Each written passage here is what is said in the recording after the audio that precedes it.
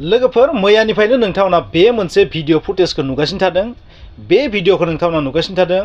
बे भिडिअआव बीपीएफनि सासे दैदेनगिरि नेता बिथाङा माबायदि कन्फिडेन्सजों बाथ्रा बुंदों बेखौ नोंथांमोना नुदों। आरो बेजों लोगोसे आरोबाव सासे बीपीएफनि गेदेर नेता बिथाङा मा बुंदों, जायखौ बीजेपीआव थांसिगोन बुंबाय थादोंमोन। स' बिथांनिबो मोनसे क्लिप नुदों। बबेखानि बे क्लिपफोरा माब्लानि बेखौ आं मिथिया। बे भिडिअआव नोंथांमोना बुंनायखौ नुनो मोनगोन जे प्रमद बर' आरो डेपुटि चिफ गोविंद बसुमतारी बिथां सानैयाल'सो इउपिपिएलआव थासिगोन, बाकिया सब खारजोबसिगोन। बेबादि कन्फिडेन्सखौ नुनानै माने ओरैबायदि नांदों, बीपीएफआ जायफोर कन्फिडेन्सखौ दिन्थिदों बेनिफ्रायथ' माखासे देरहानांगौमोन, नाथाय बिथांमोना जेनगासिनो थानायखौ जों नुनो मोन्दों। बबेखानि बिथांमोननि बाथ्रायाबो कारेक्ट एसे, मानोना बेवहाय बीजेपीनि सापर्ट दङ, बेनिखायनो इउपिपिएलआ बांसिन मोजाङै देरहादों। नाथाय बीजेपी गैयाबा देरहागोन ना देरहाया बे साननो गोनां। बे सुबिदाखौ लानानै बिथांमोना बाथ्राखौ बुंदों। नाथाय जो जीता वही सिकंदर, आप बोलने से क्या होता है ना, नोंथाङा बुंनायजों मा जानो, जे नोंथाङा देरहानो हानांगौमोन, हारसिं जा लोगोजों जा देरहादोंथ'।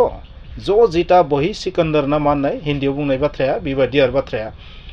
बिनिखायनो बिथांनि जि कन्फिडेन्स बेखौ नोंथांमोना खोनाखाबाय जानांगौ। नाथाय जायफोरा आरोबाव खोनासंफिननो लुबैदों, नोंथांमोना आंनि बे आं बुंनायनि उनाव नोंथांमोना क्लिपखौ होगोन। नोंथांमोना जोबोर मोजाङै खोनासंबानो जाबाय जे बिथांमोना माबायदि कन्फिडेन्सजों बाथ्रा बुंदों। आंनि बुंनो गोनाङा जाहैबाय बे जि कन्फिडेन्स होदों बेहाय बिथाङा माखासे पलिटिकेल बाथ्रा बुंदों, बेवहायथ' थिगानो दं। राजखान्थियारि बाथ्रा बुंनायाव जेबो अरजाया, जेबो बुंनो गोनां गैया। नाथाय इउपिपिएलनि सानैल' नेता थासिगोन, बे बाथ्राया कुछ माने नांनायनि बारा बायदि मोनदों आरो। थ' आं बेखौ मा कमेडि स्टाइलावसो लाबाय, फान हिसाबैसो लादों आरो। बेबायदिथ' जाया। बीपीएफनि नेताफोराबो खारगासिनो थादों, नाथाय दिनैसिमथ' खारजोबाखैना, नङा होमबा? सानैल' थाहैगोन, सासेल' थाहैगोन, बेबायदि जेबो गैया।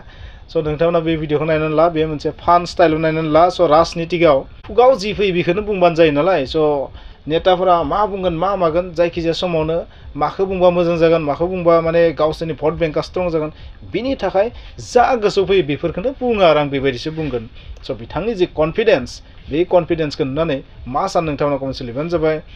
स' कमेन्ट्सआवथ' मा फैगोन बेखौबो आं मिथिखागौ, नङा होमबा?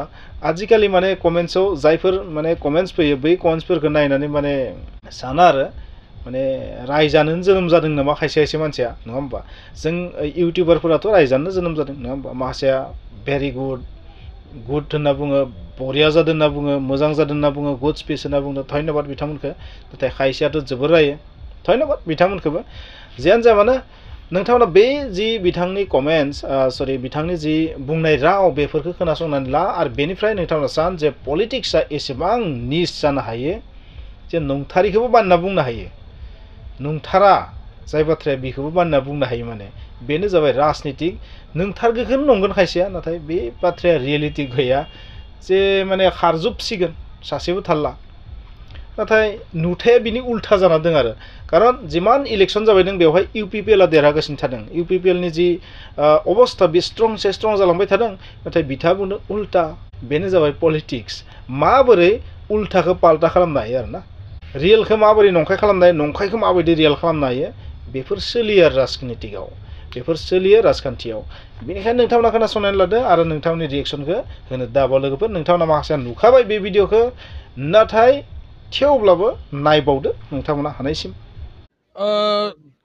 जोंबो खोनाबाय थादों गोबां रायजो राजाफोरा माने बुंदों, माने भैरबकुन्द ब्लकआवहाय बा समस्तियाव फैबाय थानाय 2025 मायथाइनि बिटिसिनि बिसायख'थियाव रिहन दैमारि, जोंनि आसामनि बारग' मन्त्रि, बिपिएफनि सासे गोख्रों दैदेनगिरि, बिथांखौ नांगौ होननानै बुंनायखौ जोंबो खोनाबाय थादों। दा जोंहा पार्टिया हाइकामान्डआ डिसिसन लागोन आरो बिथांनि सायावबो सोंगोन जे नोंथाङा गेलेनो गोसो दङ गैया, बिथांनिफ्रायबो जों मोनथिनांगोन। खिन्थु रायजो राजा लोगोसे प्राइमारि कमिटि जोंनि ग्रासरुट लेभेलाव बिथांखौ जोबोद मोजां मोनो आरो बिथाङा गाव मन्त्रि थानाय समाव जाबायदि खामानि मावदोंमोन, दिनै रायजो राजा बिथांमोना बिथांखौ मोजां मोनो।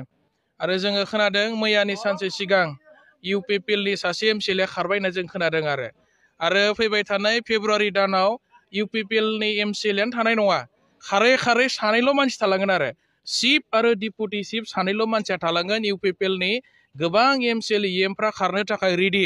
इउपिपिएलआ दिनै लांदां जासिगोन आरो सानैल' मानसि थालांगोन इउपिपिएलआव।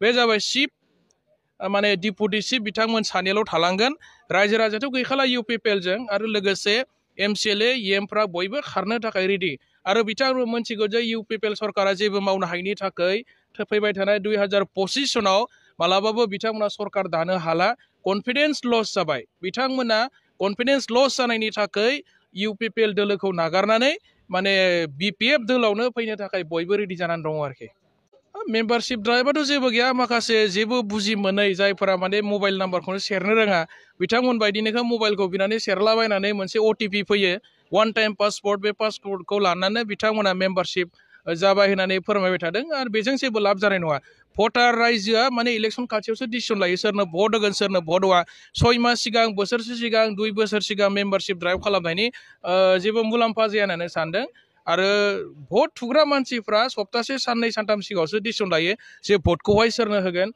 आरो धौनि सायाव परिबेसनि सायाव सोनारनानैसो मानसिफ्रा भट थुयो आरोखि सेनायनिथ' खोथा बुङाखै दाख्लैबो आसामनि सासे गोख्रों मन्त्रि BJPनि सेनियर लिडार रन्जित कुमार दास बिथाङा बुंलांदों जे लकेल पार्टिखौ लाफानानैसो सरकार दागोन बिथांमोना सेनायनि खुनु माने खोथा बुङाखै चिफ आरो डिपुटि चिफखौहाय मालाबाबो BJPआ लाया बे खोथाखौ बिथांमोना स्पष्ट बुंखादों आरो जायखौ रायजोफोरा मेजरिटि भट होनानै बांसिन MCLA देरहाहोनो हागोन बेबायदि लकेल पार्टिखौ लानानै आन्चलिक दलखौ लाफानानैसो BTCखौ सरकार खुंगोन बे खोथाखौ बिथांमोना फोरमायदों आरोखि दा बेनिखायनो आं सानदों बिथांमोना BTCखौ थोंजोङै गावसोर सालायनायनि बा सिख'नायनि खुनु माने प्लेनिं गैया बिथांमोनाव हाग्रामा सार लोगोसे हाग्रामा सारजों थानाय गोबां माने जोंनि दैदेनगिरिफ्रा BPF हान्जा हिसाबैनो जोंहा कनफिडेन्सआ जोबोद माने हाई लेभेलनि आरोखि मानोना जों मोनथिगौ जे जों हारसिङै गेलेनानै जोबोद बुरजा भट मोनबाय थायो आरो रायजो राजाफोरा दिनै साधारन भटारफ्रा बयबो बुङो आरो गामि खना खनला बयबो बुङो जे माने BPFनि सरकारनि समावनो मोजांमोन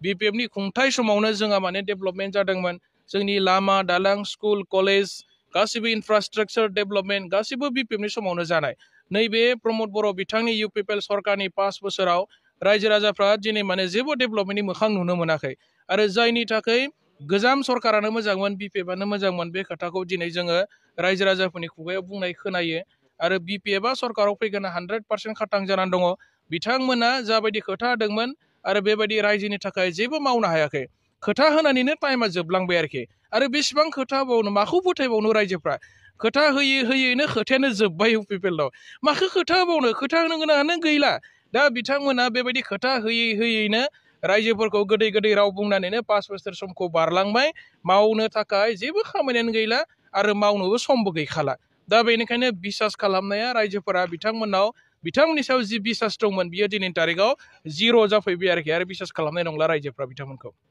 EM आरो MCLA साब्रै UPPLनि नेताफ्रा थाबैनो BPFआव जगदान जागोन जे दा बिथांमोननि माखासे नेताफ्रा जोंजोंसो कन्टेक्ट खालामदों आं इतिमধ্যে बुंबाय EM आरो MCLA साब्रै UPPLनि नेताफ्रा थाबैनो BPFआव जगदान जागोन